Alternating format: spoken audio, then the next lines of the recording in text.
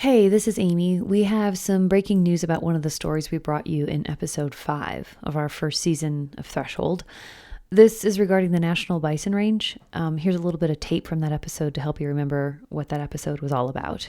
Why not? Why wouldn't you have the original stewards of the bison, come back and manage the bison for the American public? And smack dab in the middle of our reservation,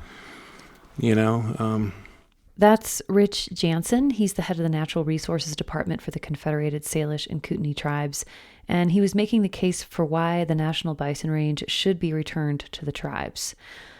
Well, today, Rob Cheney, a reporter for the Missoulian newspaper, is reporting that the proposed transfer of the National Bison Range back to the CSKT has been stopped at the federal level.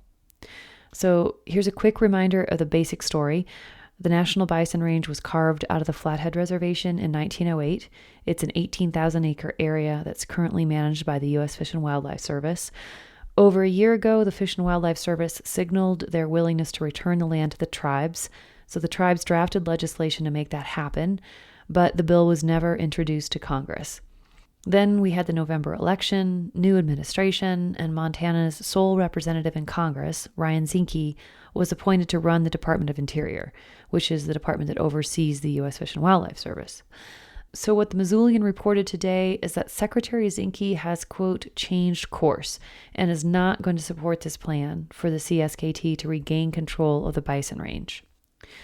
I just found this out a few hours ago, and I haven't talked to any of the people involved here myself. I'm just sharing with you what I learned in the Missoulian because I knew you would want to know about this right away. I have lots of questions, like how are tribal leaders responding to this? Is it possible that one of Montana's senators might introduce the legislation anyway? This statement from the administrative branch doesn't stop them from doing that.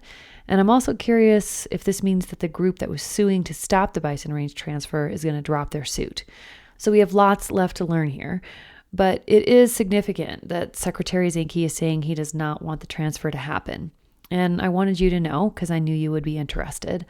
We'll put a link to the Missoulian story in the show notes and we'll keep you posted. We've got lots of other things to tell you too. More extras are coming for season 1. We've got some exciting stuff brewing for season 2. We'll be back in touch with you as soon as we can.